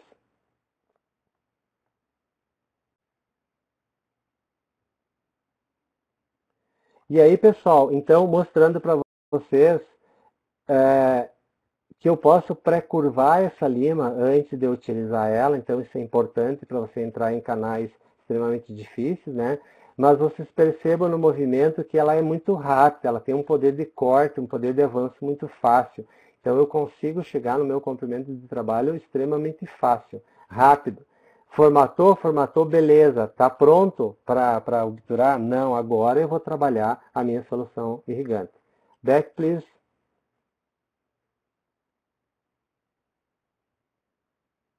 E aí eu vou fazer a minha PUI, né, a minha ativação, a minha irrigação ultrassônica passiva. Vou fazer no mínimo 3 agitações da minha solução irrigante, do meu hipoclorito. E aí vocês percebem já a cor que está esse hipoclorito.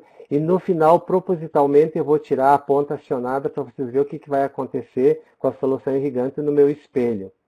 Olha só, então isso está acontecendo lá dentro do canal, está se jogando muito esse hipoclorito, essa solução irrigante contra as paredes, tá? Então é como se eu estivesse esguichando. Então no momento que eu estou fazendo isso, todo aquele smear layer, aquela smear layer, aqueles restos de debris de dentina que ficam aderidos às paredes do canal, elas estão sendo removidas, elas estão se soltando e no momento que eu faço a aspiração, eu aspiro essa solução irrigante. O ideal, pessoal, é que se vocês têm uma secretária que possa ficar irrigando e aspirando ao mesmo tempo, quando você está realizando a PUI e quando você está fazendo a instrumentação, é o ideal, tá? E aqui está o espelhinho número 0 que eu falei para vocês. John, back, please.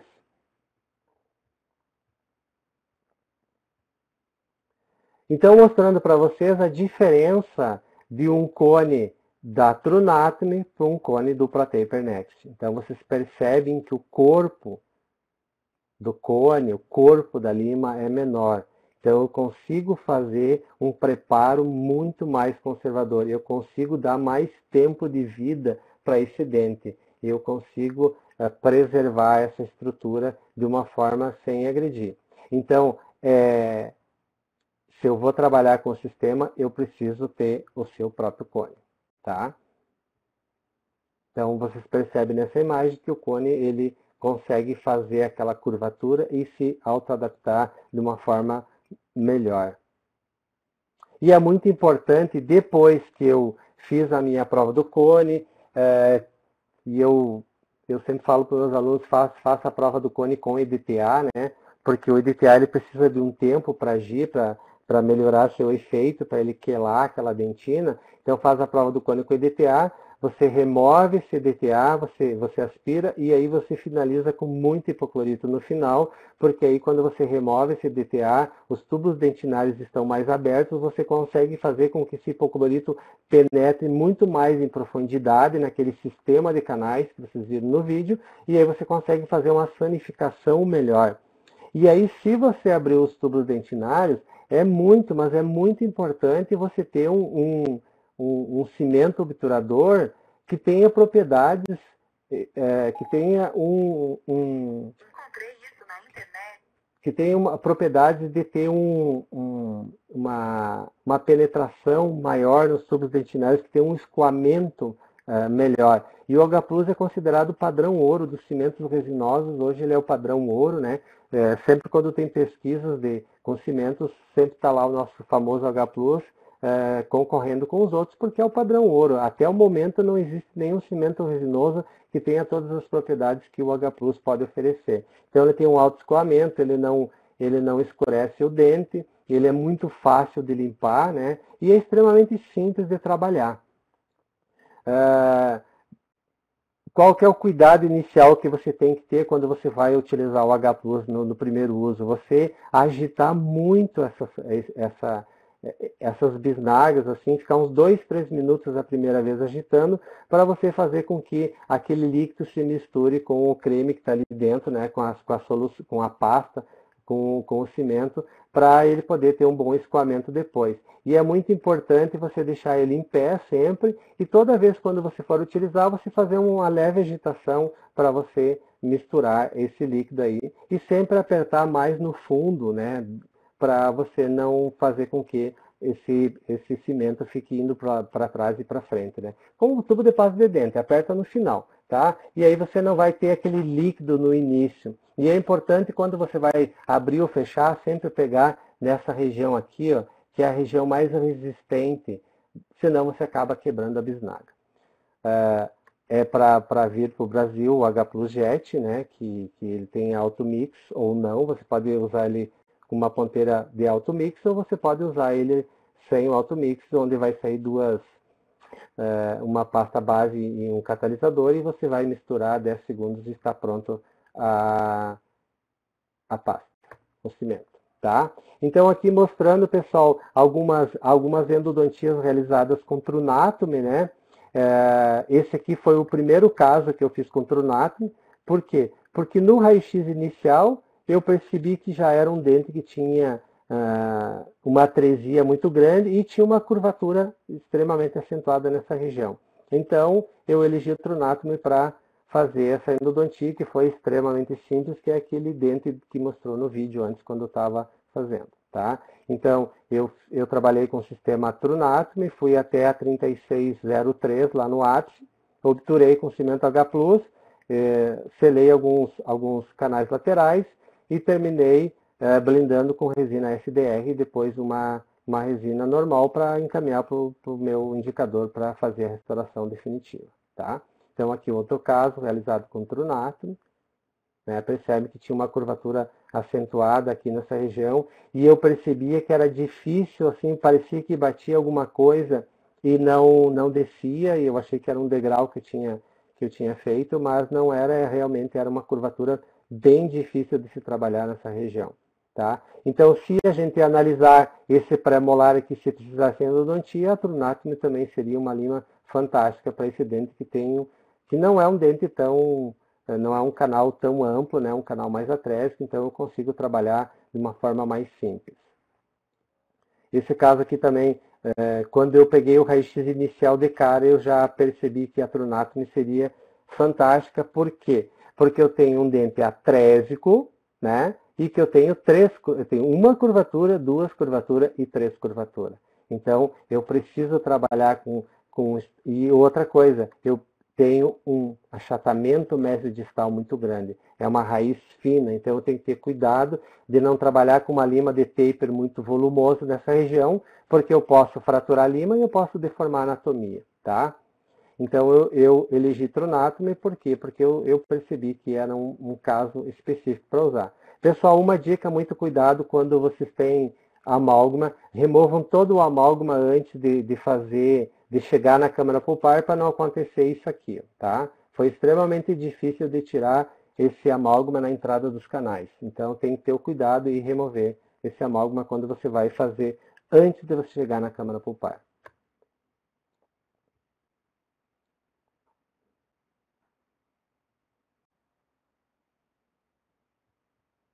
Travou.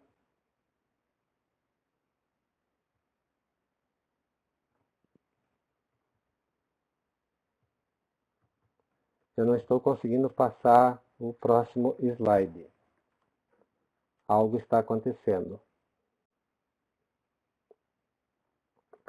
Alguém sabe me dizer o porquê?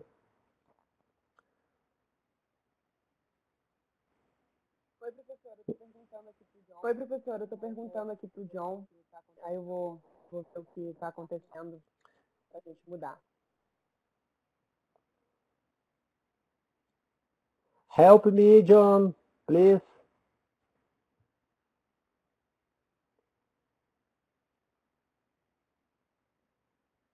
Pessoal, vocês podem ir colocando perguntas aí, tá? Vocês podem ir colocando perguntas aí que vocês querem fazer para depois a gente responder a vocês. Lembrando que no final vai ter um brinde aí para alguém aí de um sistema Trunatme, tá? Então, ninguém foge daí. Estamos vendo o que está acontecendo aí. É normal quando se faz online acontecer isso, né? O John falou que ele tá mudando. O John falou que ele tá mudando. Não, Você tá não conseguindo estou conseguindo Ele ver. mudou?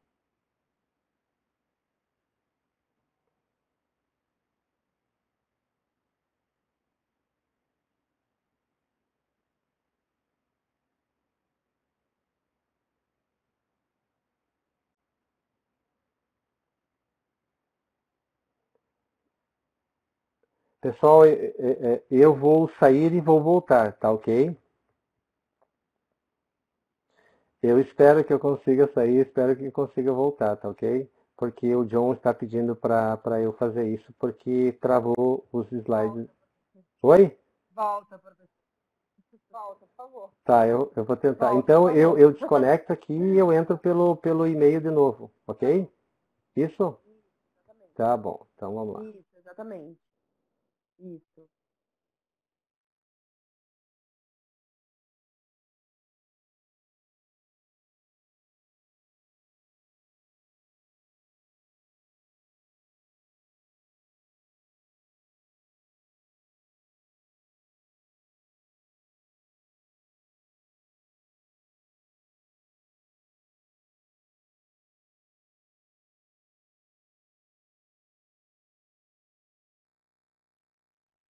Oi, pessoal, tudo bem? Endodontia. Então, assim, eu tenho uma endodontia, essa endodontia não é minha, tá, pessoal? É uma endodontia muito bem realizada, bem feitinha, mas aí eu peco em colocar uma bolinha de algodão, né, e sei lá, um simpático, um anômero e eu encaminhar para o meu indicador. Ou eu deixar para fazer essa restauração depois. Isso não pode mais acontecer. A gente sabe que pode fraturar o dente, pode cair, pode contaminar, tem um monte de problemas que podem acontecer. Então, eu termino a minha endodontia, eu tenho que fazer a blindagem na hora já, tá? Não importa se esse paciente não sou eu que vou fazer a restauração, mas pelo menos a entrada dos canais eu tenho que blindar, porque se por uma eventualidade infiltrar ou soltar a minha restauração provisória, a minha endodontia ela está fechada, lacrada. Então, assim, a gente sabe também hoje que as resinas Bookfill elas eram para facilitar ainda mais a nossa vida, né? A SDR é considerada padrão ouro das Book, né? Uma resina Flow. Eu acho que isso é uma grande vantagem. É fácil de você colocar, de você aplicar ela. Você coloca incrementos de 4 milímetros e polimeriza. Ela tem um alto escoamento, né? E a gente percebe, assim, olhando que você deposita ela e ela vai se autoajustando no assoalho do dente e você consegue selar, você consegue lacrar, blindar bem essa região aqui e você ganha tempo, porque se você vai colocar um ionômero de vidro, até você pegar uma placa de vidro, você vai ter que manipular, você vai perder tempo, você vai sujar uma placa de vidro, você vai ter que abrir uma embalagem, você vai ter que esperar esse ionômero de vidro tomar presa, não está na consistência ideal, porque a gente não consegue manipular na consistência ideal. Então você tem uma resina que está pronta, na consistência ideal e que vai agilizar muito o teu trabalho, tá? Eu tenho certeza que quando você começa a trabalhar com SDR, você não quer mais trabalhar com ionômero, por quê? Porque você está pronto, está ali, está extremamente fácil. Você coloca aonde você quer colocar. você coloca incrementos de 4 milímetros, polimeriza 20 segundos, incrementos de 4 milímetros, e os últimos 2 milímetros, aí sim você tem que colocar uma resina de carga, porque a SDR não é uma resina para sofrer impacto mastigatório, tá? É uma resina de um custo-benefício fantástico, e você agiliza em torno de 10 minutos a tua restauração para você fazer. Você ganha tempo. Lembre-se, né, pessoal, que tempo é dinheiro, tá? Então, aqui nesse vídeo mostrando, né, como que se faz, depois que você preparou, que você está pronto o dente, você vai limpar bem essa câmara pulpar, né, com uma esponjinha e álcool 70 ou álcool comum, como você queira, né? Tem que limpar muito bem.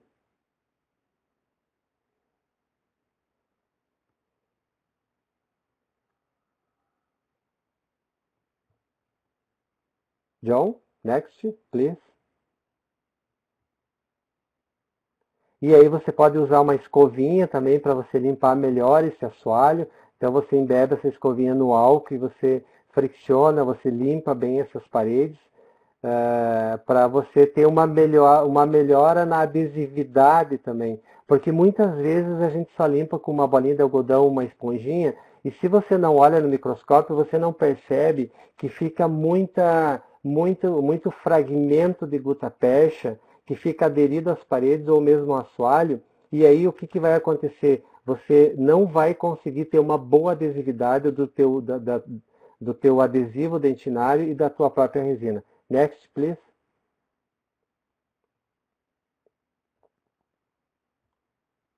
Então, percebo nessa imagem, né, o assoalho bem limpo, tu não vê sujidades, né? Então é isso que você precisa para você ter uma boa adesividade depois do teu sistema que você vai utilizar para blindar esse sistema de canais, tá? John? Então, depois que eu fiz a minha limpeza, eu vou fazer o ataque ácido, como vocês sabem, o ataque ácido normal, 15 a 20 segundos, né? Faço a lavagem e é importante que você lave muito para você remover todos esse resto de ácido que fica, desse gel que fica, né, pessoal? Porque não adianta você fazer todos os outros passos, todos bem feitinhos, e você pecar agora. Tu tem que fazer todos os passos bem feitinhos. E aí você faz a secagem final com uma esponjinha para você não desidratar essa dentina, né? Para você não deixar ela extremamente seca, que a gente sabe que hoje os adesivos, eles, uh, eles podem ter um pouquinho de umidade, né? Então, é importante você friccionar o teu microbrush com o teu adesivo e você remover esse excesso, você seca esse microbrush várias vezes e remove esse excesso, porque senão vai ficar uma película muito grande e aí o que vai acontecer? Não vai ter aquela adesividade que você precisa, vai ficar como se fosse um vidro nessa região aí e você vai ficar espaço entre a restauração, o assoalho e a restauração. Next, please.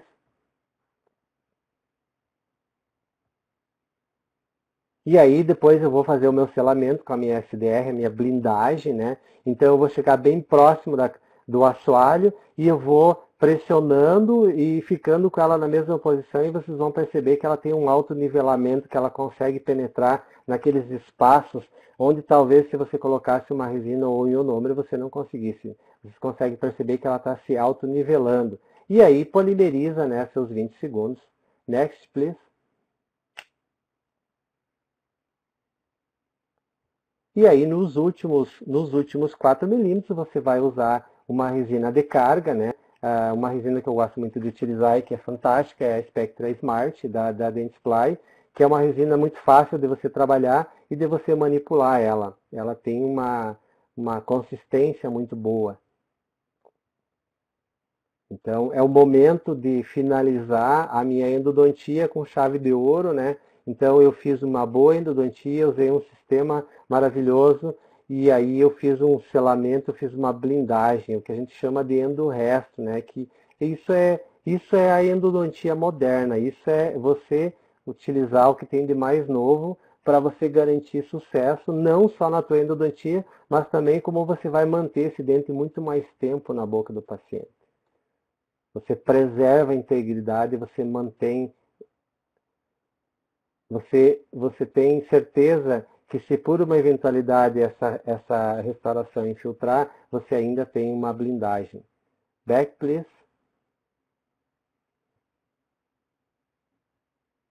Então, você consegue perceber a blindagem do início ao fim, e uma coisa fantástica que eu gosto da SDR, ela é bem radiopaca, você consegue visualizar bem no raio-x, você consegue visualizar a sua adaptação. Então, você tem certeza que você está vendendo uma endodontia e uma restauração de qualidade.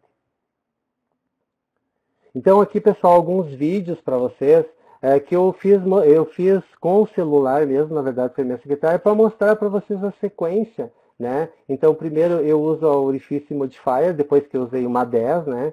Eu estou usando uma 2008, movimento de sobe e desce, movimentos curtinhos, né? Sempre com a câmara pulpar inundada com hipoclorito. E olha, percebem que a agitação dela, o que ela faz no hipoclorito, né? Depois eu vou com a lima de glide, já fiz a minha odontometria, vou com a minha lima de glide até o comprimento de trabalho, movimento de sobe e desce, ou movimento de avanço progressivo, movimentos curtos, né? Não faço movimentos muito longos, para eu não perder noção de quanto que eu estou descendo. Percebem que a lima vem cheia de debris. E cuide o hipoclorito para vocês verem o que está acontecendo, né? A efervescência ali pela agitação. Depois eu vou com a Small, uma 2004, porque era um canal extremamente atrésico, então eu não deveria começar com a Prime, já. Então percebam que, apesar de ser um canal extremamente atrésico, eu consigo descer no comprimento de trabalho de uma forma mais tranquila. Eu trabalho com segurança. E tenho certeza que a minha lima está cortando e está descendo.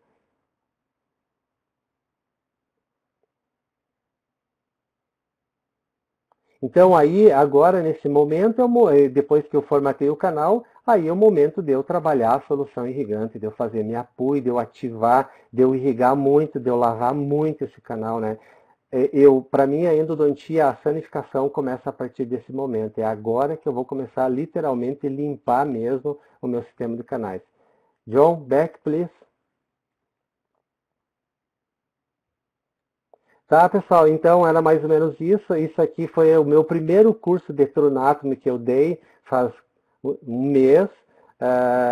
Devido a essa pandemia, eu não consigo mais encher minha sala de cursos, que era sempre 15 a 20 alunos, né? Então a gente limita, então tem um limite da prefeitura, 8 ou 10 alunos no máximo aqui nos espaços, né? Dependendo do tamanho, mas são todos jovens, né? Tem alguns que estão assistindo aí, que eu já vi o nome deles, estão assistindo a palestra. Então, assim, eles tiveram o prazer de ser a primeira turma que trabalhou com o sistema Trunatme aqui na minha região. Tá? Então, pessoal, vamos estudar. É importante a gente estudar os sistemas, conhecer. Não adianta só fazer um hands-on e começar a trabalhar de qualquer jeito, né? Então, você tem que estudar, você tem que conhecer o sistema, você tem que conhecer a anatomia, você tem que saber tudo isso que a gente conversou nesse tempo aí. Tá? Essa é minha família, né? Minha esposa que é dentista, minha filha que resolveu fazer engenharia química, que está na França há 3 meses, que eu estou morrendo de saudade dela, mas acho que em dezembro ela volta. Para ficar alguns dias em casa, depois volta de novo em janeiro, tá? Então, pessoal, aqui alguns artigos que eu tirei da literatura, minha aula foi baseada em alguns artigos, né? Então, não tem muitos artigos ainda do sistema Trunátomo, porque é um sistema mais novo, mais recente, mas se alguém quiser, eu tenho os artigos, vocês podem me pedir no meu Instagram, que está aqui, Endo Dicas ou EP Curso, que eu mando para vocês esses artigos, ou mesmo por WhatsApp, tá? Então, era mais ou menos isso que eu queria falar com vocês. Eu acho que agora, Mariel, você pode abrir aí, não sei como é que vai ser. Eu agradeço a todos, né? E vamos lá, vamos conversar.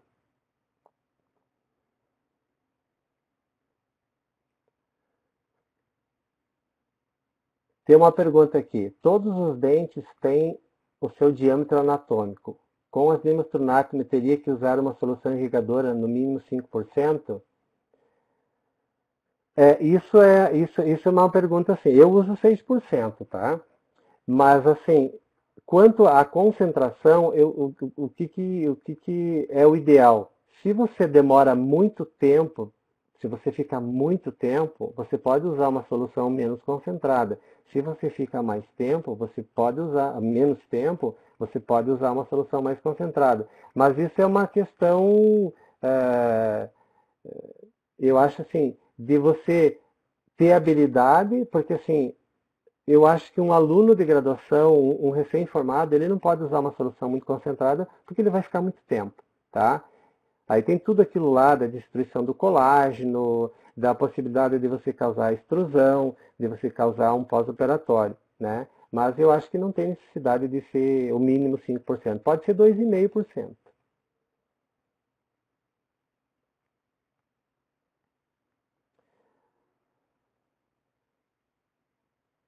Ah, o professor Marco Túlio aí está falando que a aula foi excepcional. Obrigado, viu, meu grande amigo. Outra pergunta, um instrumento mais fino, feito com uma liga predominantemente martensítica, não arrisca-se a remover menos dentina apical e em canais infectados, arrisca-se a deixar a dentina contaminada? Ah, isso é uma excelente pergunta, quem fez sabe, tá? Pessoal, o seguinte, eu acho que assim, a gente sabe, a literatura mostra, todos os trabalhos mostram que a gente não consegue remover todo o material, que vai ficar contaminação. Por isso que eu falei para vocês assim, que para mim a endodontia, ela começa, a sanificação, ela começa no momento que você formatou o canal, que você abriu espaço para você trabalhar a sua solução irrigante, para você descontaminar o máximo possível, e aí a importância de você usar um cimento obturador que tem um escoamento muito bom, que penetra, que lacre esses canais, lacre esses tubos dentinários, e também uma ótima obturação com uma compressão hidráulica, né, que faça uma obturação termoplastificada e que você faça o selamento desse canal, dessa restauração. Você faça a blindagem, porque você não vai conseguir remover todo esse material contaminado. Acho que está respondida.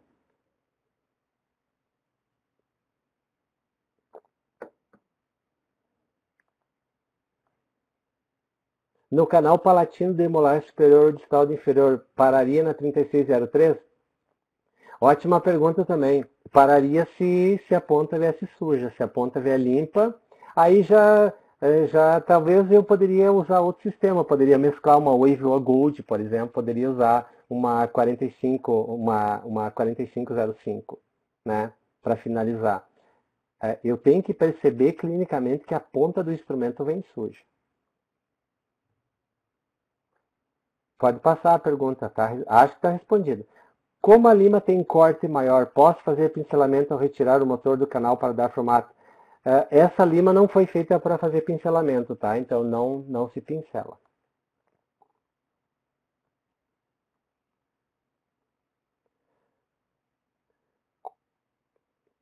Essa é boa. Como defino quando vai usar o sistema rotatório reciprocante? Existe algum princípio básico que eu adoto? Pessoal, eu sou bem sincero, eu decido na hora, tá? Mas assim, você pode usar qualquer sistema para todos os casos, né? Então, assim, não tem uma escolha. Nesse caso vou usar rotatório, nesse caso vou usar reciprocante. O que eu sempre falo assim, se você vai trabalhar com um canal atrésico e curvo, use lima nova, tá? Essa é a dica, mas você pode usar qualquer sistema, tanto rotatório quanto reciprocante. A Orifice Modifier pode ser usada para começar o trabalho indiferente do sistema? Pode, com certeza, pode sim. Ela é uma lima para trabalhar a terça cervical.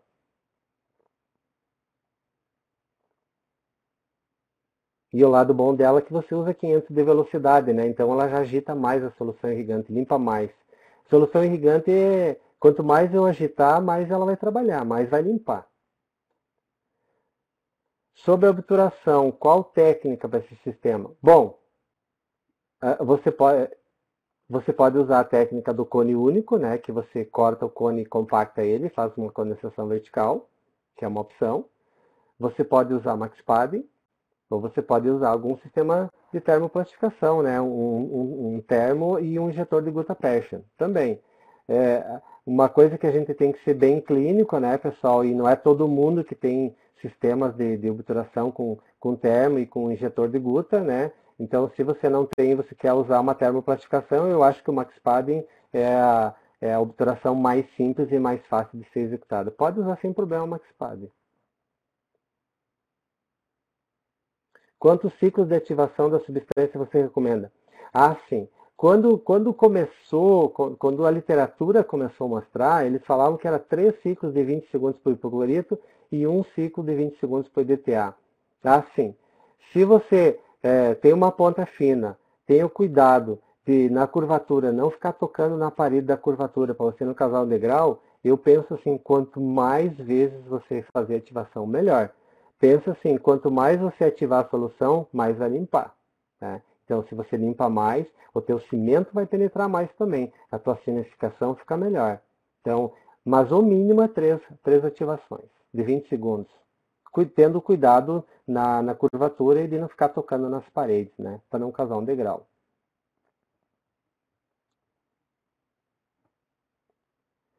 Sim, o preparo cervical tem 80, tá? 0,8 fio. Isso é o lado bom, né? Diferente do que você termina, você trabalhou bem, você preserva aquela parte cervical ali.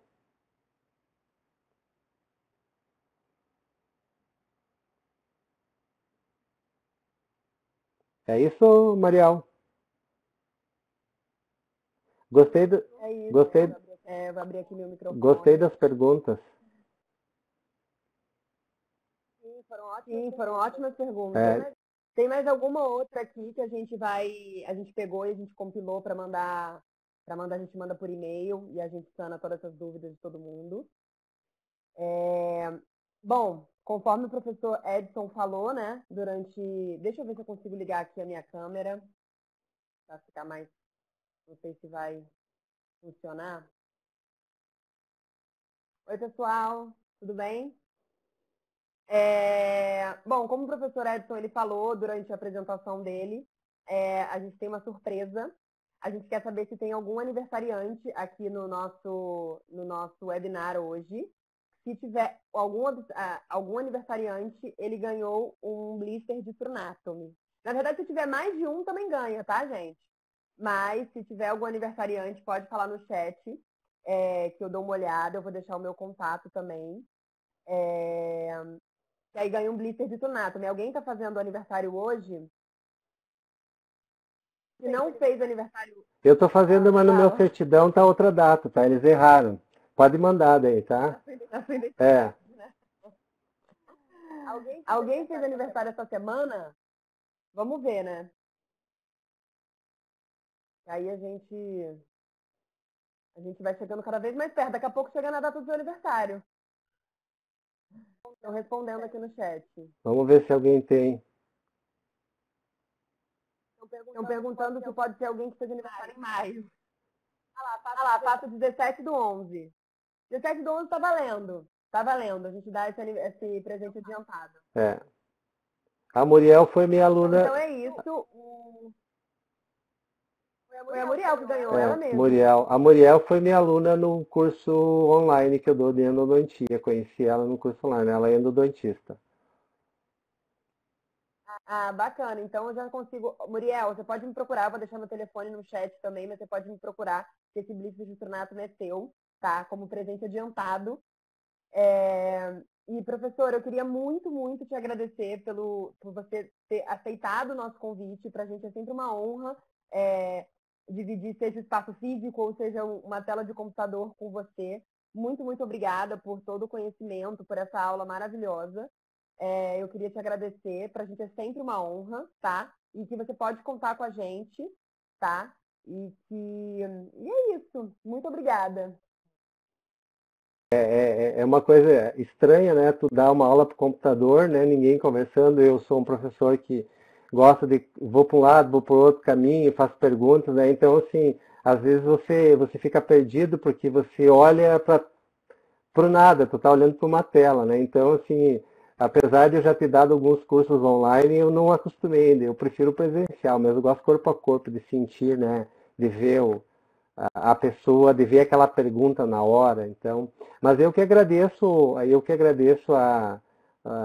o convite, né? Me senti honrado de falar desse sistema que é uma novidade ainda, que é maravilhoso, né? Então é muito bom, e é muito bom ser educador clínico da Dentsply, né?